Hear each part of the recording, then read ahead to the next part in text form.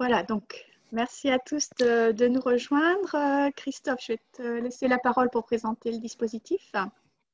Oui, bonjour à toutes et à tous. Alors, bienvenue pour cette deuxième semaine de webinaire voilà, sur cette opération normande qu'on appelle On continue à former pour vous permettre rapidement, le plus rapidement possible, de trouver des liens, des possibilités, des outils pour faire de la distance avec vos apprenants.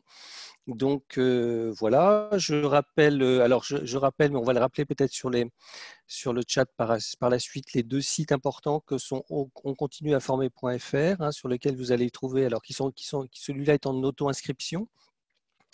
Donc là, vous allez y trouver, pardon, vous allez pouvoir revisionner tous les webinaires, télécharger les PowerPoint, les diaporamas. Vous avez aussi une version audio de tous les webinaires au cas où vous ayez des problèmes de connexion.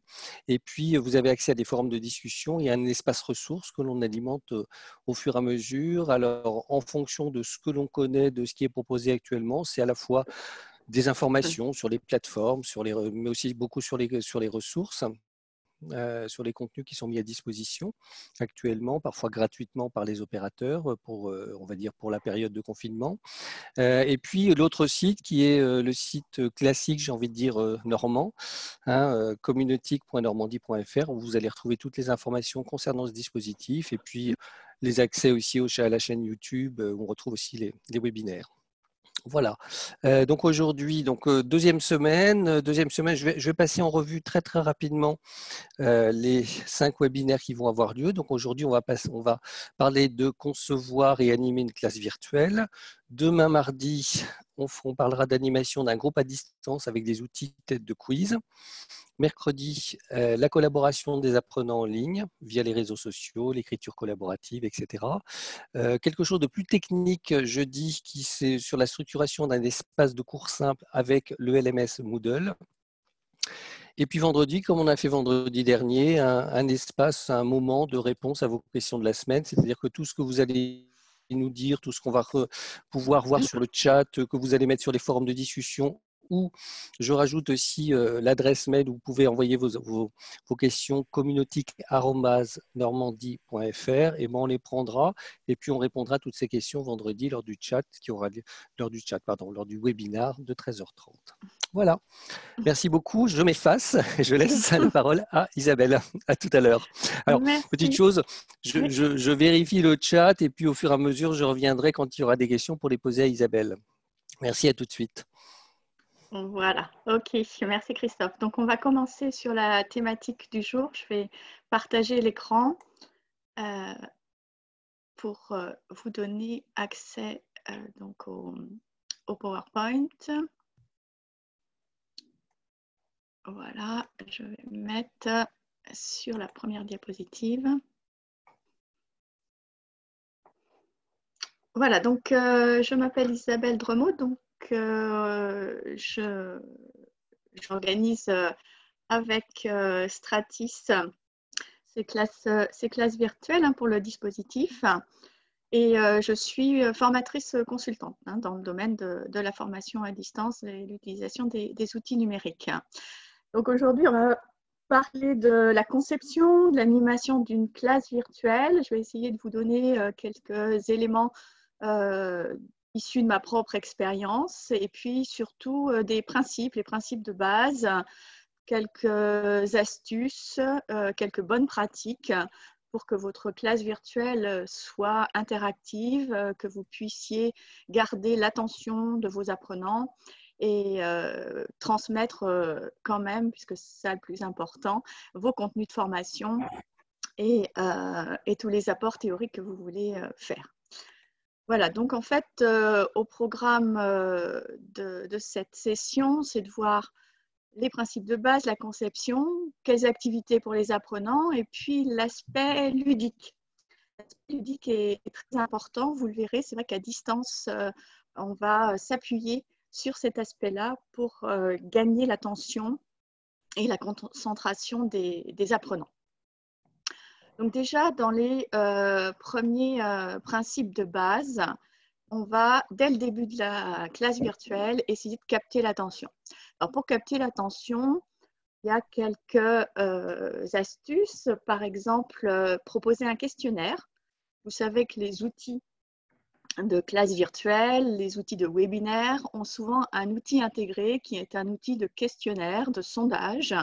Donc, vous pouvez proposer dès le début ou 5 minutes avant la classe virtuelle ce questionnaire, ce qui permet petit à petit aux personnes qui vont se connecter de voir ce qui se passe dans la classe virtuelle et de se concentrer déjà sur la réponse aux questions.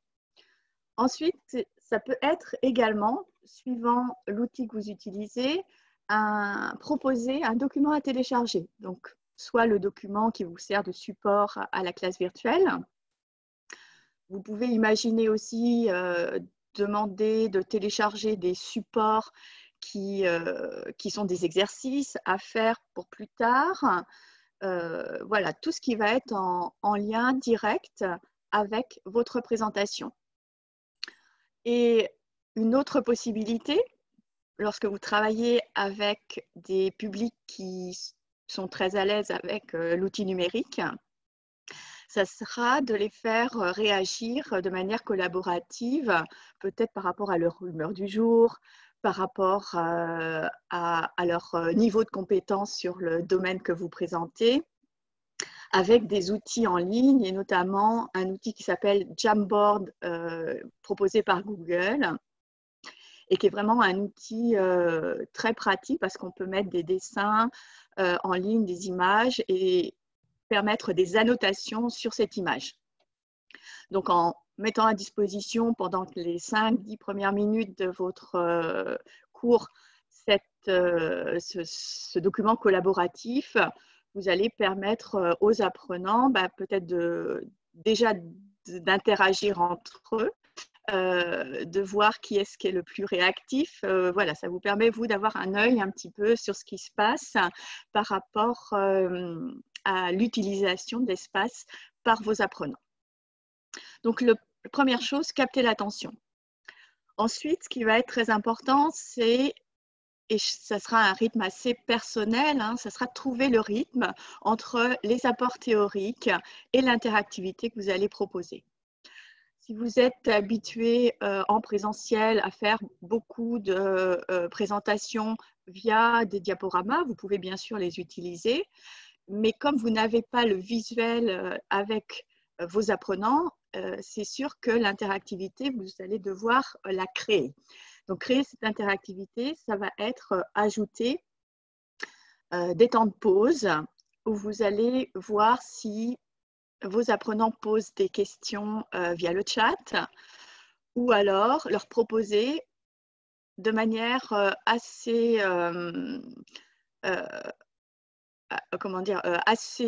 réactive des questionnaires ou des sondages à la suite d'une notion que vous leur avez proposé de comprendre. Donc, ce rythme-là, il est laissé à chacun, suivant le domaine d'enseignement. Il y a des domaines où on va poser très souvent des questions, d'autres où on va peut-être laisser les apprenants bien comprendre le concept pour les questionner qu'à partir de 10 minutes. Ça va vraiment être à chacun de voir ces interactions. Mais il faut que vous trouviez un rythme. Ce qui est intéressant, c'est que ce rythme soit aussi homogène d'une classe virtuelle à l'autre pour qu'au fur et à mesure de la mise à disposition du dispositif de suivi à distance, vos apprenants puissent comprendre et s'y retrouver lorsque la classe virtuelle a lieu. Ensuite, le moyen de communication, en fait, il est direct sur votre classe virtuelle. Vous allez peut-être laisser votre caméra. Vous allez, si vous avez un petit groupe aussi, demander à vos stagiaires de laisser la caméra ouverte. Comme ça, vous avez ce contact visuel, ça c'est intéressant. Dans le meilleur des cas, là, on peut faire quelque chose vraiment qui ressemble à ce qu'on a en face à face. Par contre, bien sûr, quand vous êtes sur des groupes plus volumineux, à partir de 10-20 personnes, là, on va essayer simplement de trouver les solutions qui sont à disposition sur l'outil de classe virtuelle, donc le chat et puis les questionnaires. Donc, vous avez la possibilité de mettre à disposition directement votre diaporama et de laisser poser des questions au fur et à mesure, tout en sachant que la gestion des questions dans un module de chat, vous allez pouvoir le faire tout seul jusqu'à 10, voilà, 10-20 personnes. Au-delà, il vous sera conseillé d'avoir quelqu'un qui vous aide à modérer. Lorsqu'on se trouve en classe virtuelle avec un groupe d'apprenants, l'idée, ça peut être également de nommer quelqu'un parmi ce groupe, modérateur, et qui va reprendre les questions qui sont posées pendant le chat. Comme ça, vous pouvez vous appuyer sur cette personne-là et continuer à présenter les apports théoriques. Voilà, donc ça c'est vraiment une première chose, capter l'attention et essayer de garder maintenu toute cette attention pendant la durée de la classe virtuelle. La classe virtuelle, elle va se présenter comment? Comment vous allez pouvoir la structurer? Donc, il n'y a pas de modèle vraiment type. C'est vrai que c'est vraiment à chacun de s'organiser. On peut peut-être ici vous conseiller une structure qui est basée sur une heure de classe virtuelle. En général, c'est ce qu'on conseille aussi pour capter l'attention d'un groupe d'apprenants.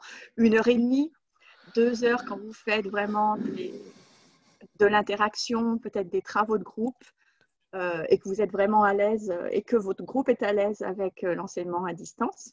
Ce n'est pas les premiers temps de découverte. Lorsque c'est un début de suivi et de mise en place de dispositifs, essayez de commencer avec des durées courtes. Voilà, donc vous avez par exemple 1 heure de classe virtuelle à organiser. Vous allez consacrer un quart d'heure, 10 minutes d'échange, de mise en place. Si vous avez un peu de temps avant, vous faites une invitation qui va permettre aux apprenants de se mettre 10 minutes avant le début vraiment de la séance, de se mettre en place, de voir si leur connexion fonctionne, si le son est bon, la caméra aussi fonctionne. Ça, c'est important d'avoir ce temps de mise en place et ça permet aussi de se concentrer, hein, de bien voir qui est là. Pour les apprenants, ils se repèrent aussi sur l'interface de communication. Il est possible que ces apprenants passent d'un environnement numérique à un autre. On a plusieurs outils qui permettent de faire des classes virtuelles. Donc, il est important aussi de se repérer une nouvelle fois dans cet espace. Ensuite, vous aurez le temps imparti pour vous, en tant que formateur, faire votre présentation. Si vous tablez sur 30 minutes d'exposé, donc d'apport de connaissances, on pourra imaginer qu'avec une quinzaine de diapositives, vous allez pouvoir tenir ces 30 à 40 minutes de présentation. Ce qu'il est important de faire, c'est de revoir vos supports. Si vos supports sont plutôt sous format Word ou si vous avez fait des supports que vous avez l'habitude de donner comme vraiment support de cours à vos étudiants, essayez de les rendre les plus clairs et illustrés possibles. Parce qu'une visibilité à l'écran va être différente que des supports de cours qui vont avoir vraiment toute la documentation.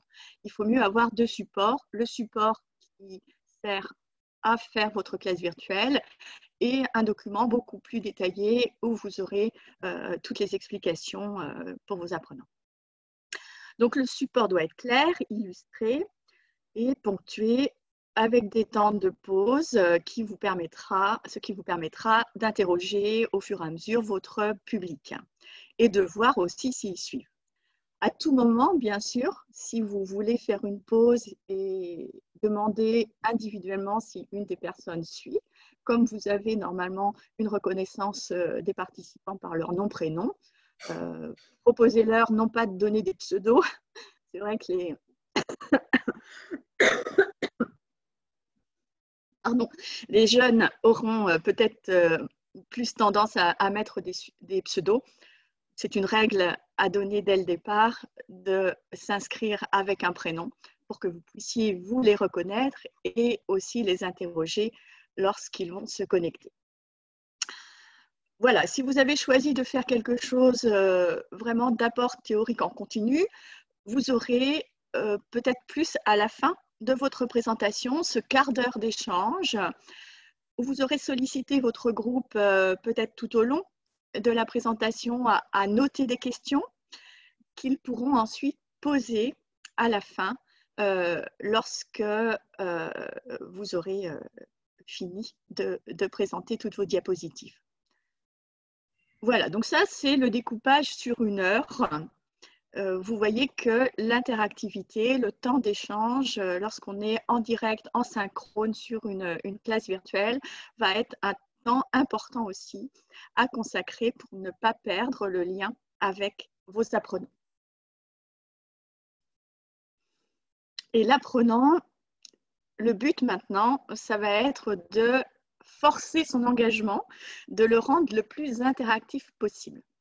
Comme vous ne voyez pas ce qui se passe de l'autre côté de l'écran, vous devez essayer de les mettre en action.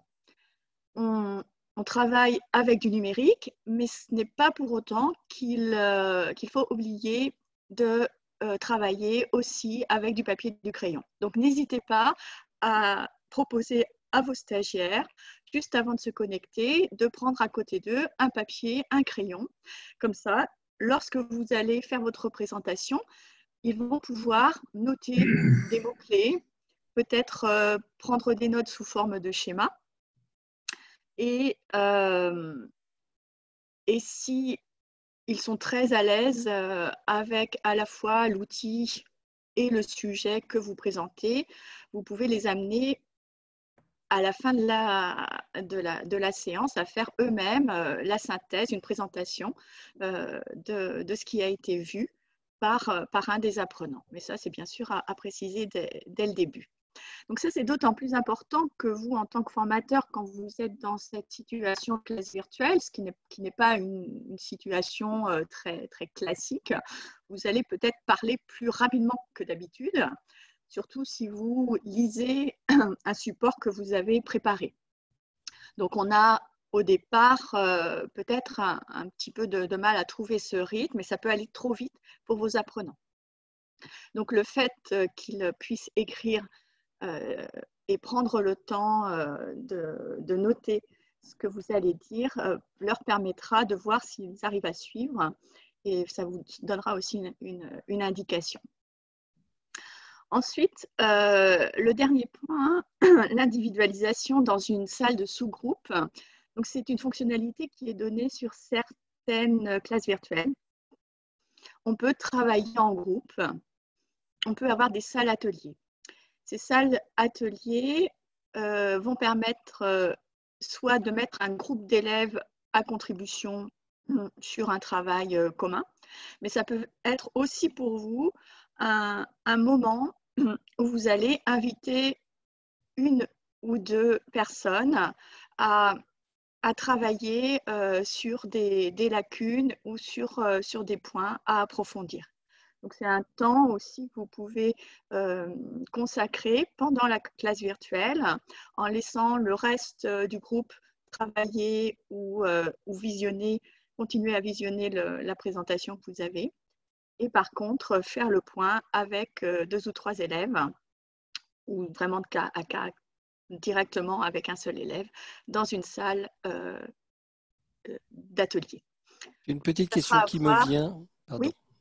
Pardon Isabelle, j'ai une petite question qui me vient justement sur ces classes virtuelles. Est-ce que tu en connais qui soient accessibles gratuitement, qui permettent cela? ou est-ce qu'il faut avoir automatiquement un compte payant sur lesquels… Parce que je sais qu'il y en a pas mal qui le font, hein, qui le permettent d'individualiser, de faire des sous-classes, etc. Et je ne sais pas s'il y en a avec l'option gratuite, mais peut-être que il y a peut-être des gens qui vont répondre en fait sur le Ils vont chat répondre, aussi. oui. Il y aura peut-être des réponses. C'est vrai que je vais arrêter le partage d'écran. Je vais me remettre voir sur le chat. Il y a peut-être Je regardais, mais il y avait pas de questions. Par contre, il y a quelqu'un qui nous dit, j'ai réalisé mes premières classes virtuelles la semaine dernière, première sur Teams, donc l'outil de Microsoft, avec un groupe de 10 apprenants, 3 heures de correction de dossiers projets professionnels en écran partagé, correction des exemplaires envoyés, interaction de l'ensemble du groupe, voilà. Teams avec Teams. Oui, Bon, si bah, on a écoutez, Teams, c'est bravo gratuit. pour une première fois, parce que 3 heures, 3 heures, c'est bien. 3 heures en synchrone, oui, Et c'est sur du Teams, travail. apparemment, on peut le faire. On peut créer des sous-groupes. C'est gratuit, en effet, on peut créer des sous-groupes. C'est un des outils qui est en train d'exploser actuellement. On retrouve énormément de gens qui nous disent actuellement on se retrouve sur Teams. Donc, Oui, sur espérons Classio, que… par contre, c'est vrai. Classio, mais Classio, c'est payant. Oui, mais Classio, Mm. c'est payant. Voilà. Adobe Connect aussi, on peut le faire, mais c'est Voilà. payant. Saba Voilà, Meeting aussi. Saba Saba Meeting. Meeting le Ouais. permet. D'accord. En Euh, tout cas, Teams le permet. Très bien. Mais Parce que je ne c'est suis vrai pas que c'est sûr une que question que Zoom… vous devez vous poser. On verra ça lorsque vous choisissez votre outil. Si vous avez besoin d'avoir ces temps d'échange en sous-groupe ou que vous devez suivre un groupe sur une grande, sur 3 heures, c'est vrai que c'est intéressant de les avoir Tout à fait. après. Et Natacha nous dit quand même, c'est épuisant. Ça demande, J'imagine. ça demande un niveau de concentration énorme, hein. Voilà, surtout quand les apprenants en face n'ont pas l'habitude, eux aussi, de suivre ce genre de cours. Donc, ils ont tendance à parfois poser des questions dans tous les sens, etc. Et c'est vrai que, comme tu le disais, Isabelle, ça demande quand même une certaine discipline de départ. Voilà, ne serait-ce que de dire, bah, écoutez, je ne vous donne pas accès à la parole tout le temps. Voilà, merci de poser des questions sur le chat, etc., etc. Mm, Et de faire des pauses peut-être assez souvent pour prendre justement leurs questions, comme tu disais, mm, parce que c'est quand même relativement nouveau pour beaucoup d'entre eux, hein. mm. Tout à fait. Et même pour le formateur, c'est vrai que c'est un exercice qui n'est pas forcément évident pour tout le monde. Non, Donc, on doit s'habituer. Donc, le travail en groupe, il peut se faire aussi un petit peu en dehors de la classe virtuelle avec des outils collaboratifs, hein. Par exemple, les mind maps, on a des fonctionnalités collaboratives dans des outils comme MindMeister, Mindomo. Vous pouvez aussi utiliser le tableau blanc qui est parfois disponible, ça fonctionne bien. En écriture collaborative, on reviendra dessus après-demain, Etherpad, Google Doc, qui sont vraiment très intéressants également parce que vous pouvez suivre en tant que formateur aussi ce qui se fait. Et puis, ne pas hésiter à donner des feedbacks, à faire utiliser le chat. Donc, utiliser les outils mis à disposition lorsque on est en synchrone, en direct. Pour préparer la classe virtuelle, il y a plusieurs petites choses aussi qui peuvent être faites, c'est-à-dire demander aux apprenants à commencer à formuler des questions, à faire des recherches, un petit peu dans le système de la classe inversée, à les faire travailler un petit peu en amont. Et puis à la fin de la séance, pour avoir une trace de ce qui a été fait, leur demander de faire une fiche de synthèse. Et comme cela, ils vont se poser la question, qu'est-ce que j'ai appris durant cette séquence? Ils vont commencer à mémoriser. La proposition aussi de faire des exercices interactifs en ligne avec différents outils de la catégorie des exerciceurs comme Learning Apps, Educaplay, WordWall, permettent de travailler sur l'auto-évaluation. En fait, il faut bien vous dire que la classe virtuelle, c'est l'élément du dispositif.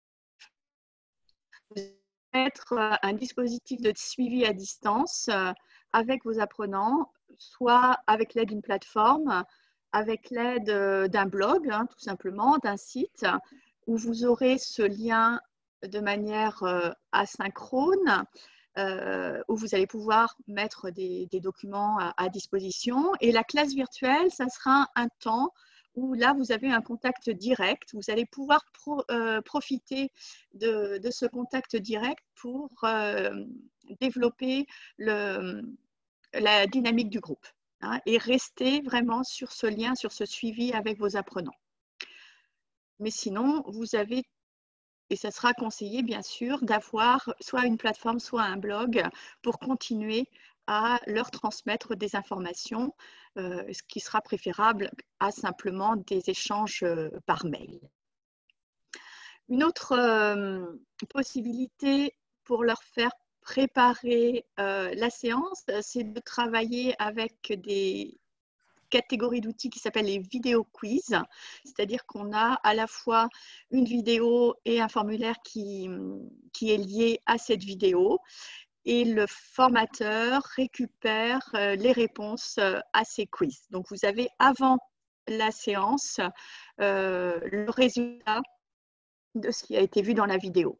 Donc ça développe le travail en autonomie, ça responsabilise aussi vos apprenants par rapport à ce qu'ils apprennent, par rapport à ce qu'ils vont voir lorsque vous allez faire votre présentation, et ça peut bien sûr aussi les amener à être peut-être plus réactifs, plus dynamiques pendant la séance et pas simplement passifs à vous écouter faire la présentation.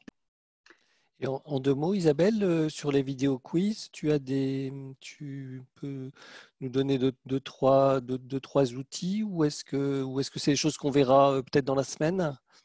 Oui, alors le premier outil assez simple à utiliser, c'est Google Forms, hein, tout simplement. D'accord. Puisque là, vous pouvez ajouter une vidéo et mettre les questions à la suite.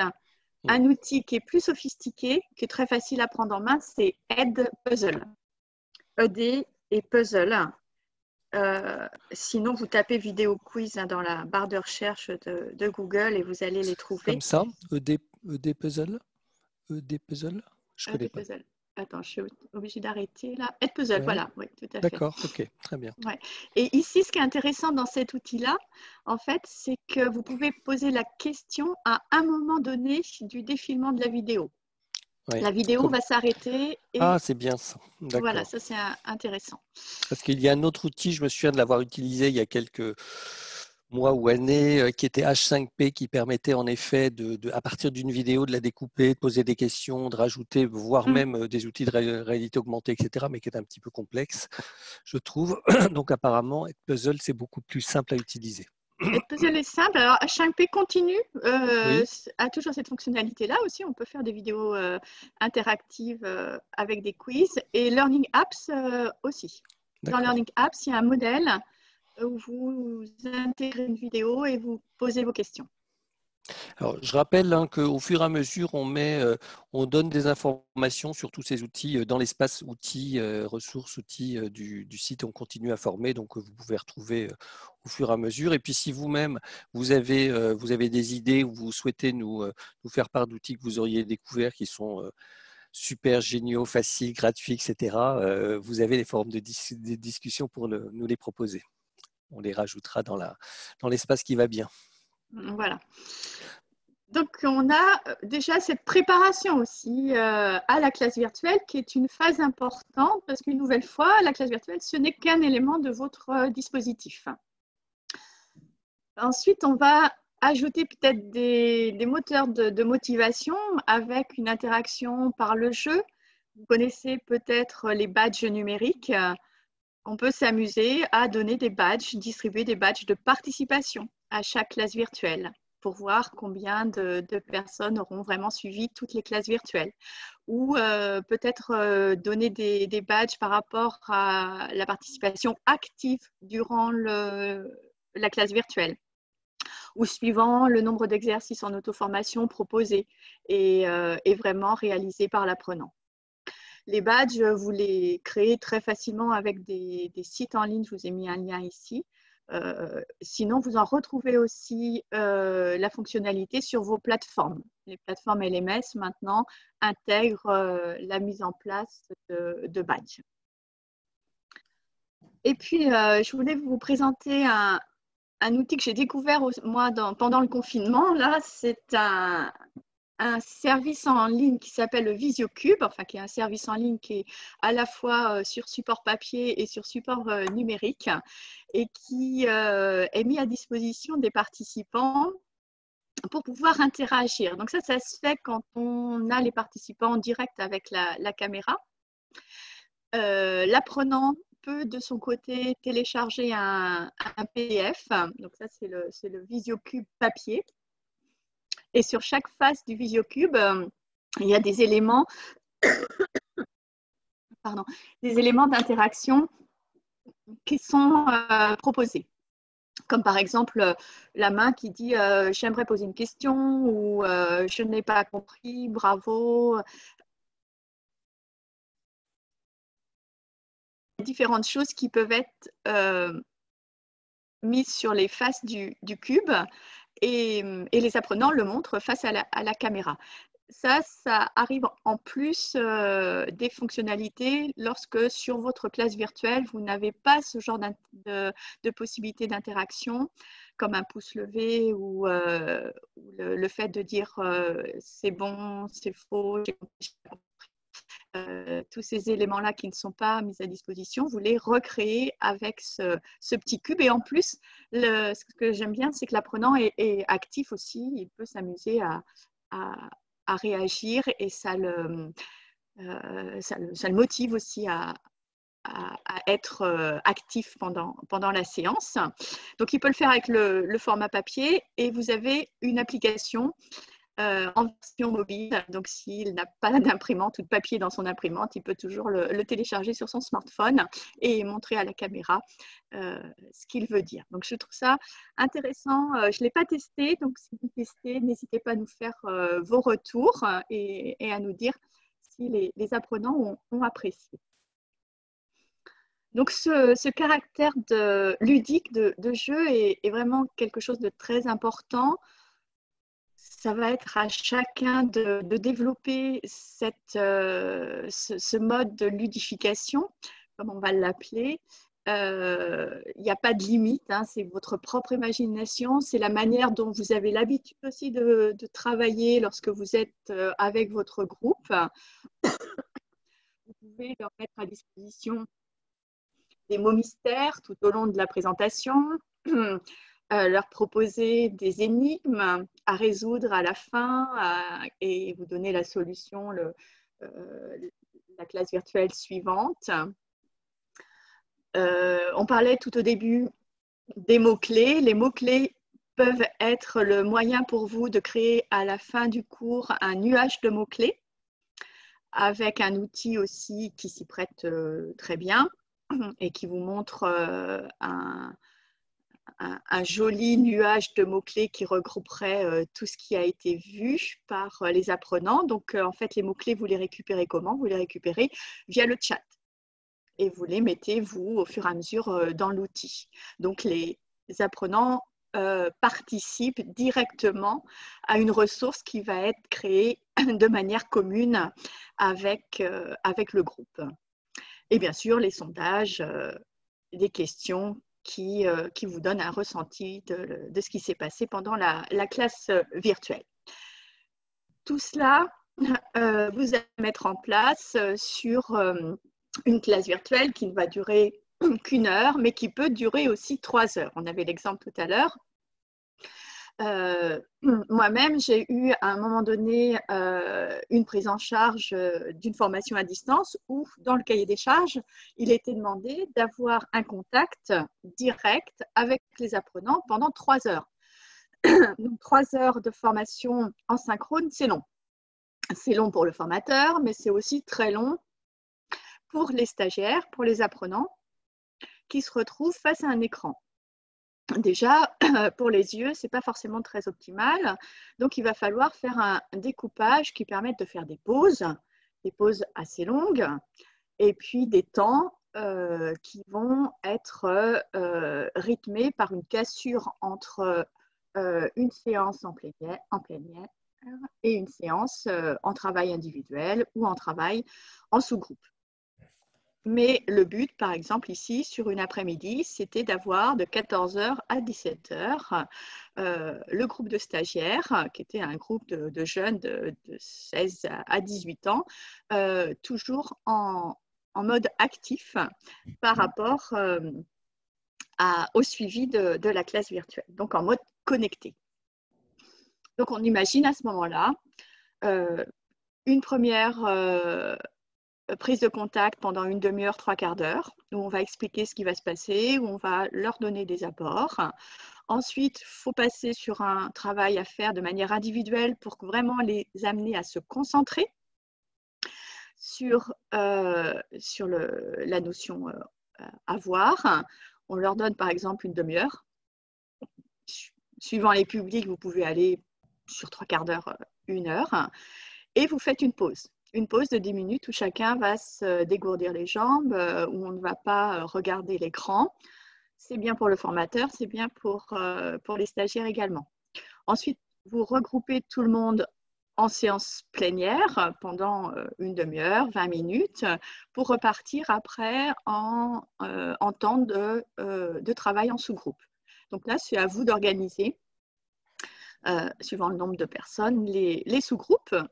Vous refaites une pause de 10 minutes et vous les retrouvez pour la fin où vous allez synthétiser ce qui a été fait en sous-groupe, vous allez refaire le point, redonner des consignes, des informations, des explications et vous terminez avant l'heure dite, c'est-à-dire si vous aviez un cours jusqu'à 17h, vous leur donnez 10 minutes de battement pour qu'ils puissent faire leur synthèse individuelle. À ce moment-là, on a quelque chose qui est assez long sur la durée parce qu'on est vraiment sur du virtuel et du synchrone, mais on va faire de nombreuses cassures. On va faire un découpage avec des temps de pause, des temps individuels, des temps en regroupement et du sous-groupe. Et ça fonctionne. Alors, je ne dis pas que ça fonctionne tout le temps de manière optimale. Il y en a qui décrochent, il y en a qu'il faut rattraper après lorsque la classe virtuelle est terminée, ou il y en a qui s'amusent et qui ne suivent pas. Mais les amener de temps en temps à réagir, à produire quelque chose, à télécharger une photo, à envoyer quelque chose même par SMS ou par mail, c'est un moyen de pouvoir les garder actifs pendant toute la séance. Donc, les questions que vous aurez à vous poser, on en parlait tout à l'heure. Peut-on organiser des sous-groupes sur l'outil que j'ai choisi ou comment les organiser? Quand les organiser? Est-ce que je peux simplement sur cet espace télécharger faire télécharger des documents par les apprenants? On a vu sur Zoom, on peut utiliser le chat pour que chacun télécharge quelque chose. Ça peut être un document une correction à faire, qu'ils vous déposent ou des photos. Il y a plein de choses qui peuvent circuler. Ensuite, souvent, on a des tableaux blancs qui sont mis à disposition mais le copier-coller, c'est-à-dire je vais sur un site internet, je copie un passage de texte et je le colle dans le tableau blanc, ça ne fonctionne pas tout le temps. Donc, c'est quelque chose à tester. C'est vrai que ça peut être pratique. Sinon, il faut réécrire ou passer aussi par le chat. Il y a des petites astuces à connaître. Le partage d'écran, est-ce que ça fonctionne? Donc, ça fonctionne comme ici. Là, je vous montre mon écran, mais on peut essayer aussi de basculer ce partage d'écran sur l'ordinateur d'un apprenant pour voir ou pour qu'il montre ce qu'il a fait sur son ordinateur. Est-ce qu'on peut aussi mettre des liens hypertextes actifs dans l'espace de travail? Donc, c'est à voir, ça va vraiment dépendre de la manière dont vous voulez organiser votre classe virtuelle et des supports dont vous avez besoin. Mais à chaque fois, les classes virtuelles ont des fonctionnalités différentes. Donc, il faudra s'adapter à votre environnement. C'est vrai que les apprenants doivent s'adapter quand ils arrivent dans la classe virtuelle, mais vous aussi, en tant que formateur, vous devez, lorsque vous prenez en main votre classe virtuelle, bien connaître les fonctionnalités pour les développer au maximum pour faire votre présentation. Donc, si on résume, je dirais qu'il faut penser à bien structurer votre cours, à trouver le bon rythme. Ça va se faire peut-être au fur et à mesure, hein, pas forcément sur la première classe virtuelle. Ne jamais oublier de les faire interagir. Il faut que l'apprenant se sente actif, qu'il sente qu'on l'écoute, qu'on veuille aussi qu'il participe. Donc là, il va falloir trouver des idées d'interaction. Et ça va venir aussi au fur et à mesure. En fait, il faut vous mettre à la place de l'apprenant. Vous devez essayer de voir comment il voit votre présentation et quels seraient les moyens pour lui d'interagir par rapport à cette présentation. Et de mettre quelque chose de ludique. Voilà, ça peut être des petits jeux. Parfois, il y a aussi un outil qui fonctionne bien, c'est la roue du hasard. Je ne sais pas si vous connaissez. Il y a un outil comme Wordwall qui permet de créer ces roues du hasard et on interroge en fait les apprenants au hasard en mettant les questions sur cette roue. On peut également mettre leur propre nom sur la roue du hasard, la faire tourner et la roue s'arrête sur un nom, ce qui fait que la personne qui a été désignée doit répondre à la question. Donc comme ça, on n'est pas trop embêté pour désigner d'office quelqu'un pour répondre à la question. Ça, c'est des outils que vous pouvez utiliser après en partage d'écran pour donner cette interaction durant la phase d'animation. Une petite question, quel est le nom de la roue du hasard? Alors, c'est Wordwall, je vais le mettre dans le chat. Word. Le site en ligne s'appelle Wordwall, c'est un site qui est disponible en français. Le mur mot, d'accord, le mur de mots. Voilà, ça s'appelle la roue du hasard. Il y a plusieurs outils qui permettent de le faire. Moi, je trouve sur Wordwall, il est très, très bien fait, très pratique. Et c'est gratuit, je crois, jusqu'à 5 créations. Vous pouvez faire 5 créations. Il y a d'autres outils aussi, enfin d'autres modèles. Mais cette roue du hasard, elle fonctionne bien en présentiel également. Mais à distance, c'est quelque chose aussi de pratique et qui permet de changer des méthodes d'interaction classiques. D'accord. Et du coup, on la crée sur le web et puis après, on l'intègre, on fait un lien et on l'intègre sur la classe virtuelle, par exemple, c'est ça? Voilà, tout à fait. On le met soit en partage d'écran. Pour les badges gratuits, ouais, voilà. Pour les badges, je vais vous redonner également. Je vais essayer de... Alors, je peux vous donner aussi pour les badges, puisque vous pouvez aussi utiliser le site Open Badge Factory. Je crois qu'il donne accès à, je sais plus, c'est 3 ou 4 badges gratuits. Open Badge Factory. Open Badge Factory. Voilà. Et sinon, Make Badge. Ouais, pour les créer de manière voilà, assez professionnelle, vous avez un dessin d'un badge. Et pour celles et ceux qui ne seraient pas encore très aguerris au badge, on a mis un peu d'informations sur les badges numériques sur le site Communautique parce qu'on s'y est pas mal intéressé depuis 2-3 ans maintenant, hein, puisqu'on a créé un label CFA numérique avec des badges, on a créé des, des badges pour le référent numérique en organisme de formation, etc. Donc vous pouvez trouver des informations là-dessus. Et puis sur un site aussi que je vous donne, hein, puisqu'en Normandie on est très badger, qui est Badgeons la Normandie. Hop. Voilà, oui, ça va donner comme ça plein d'exemples à ceux qui ne sont pas très à l'aise encore avec les badges.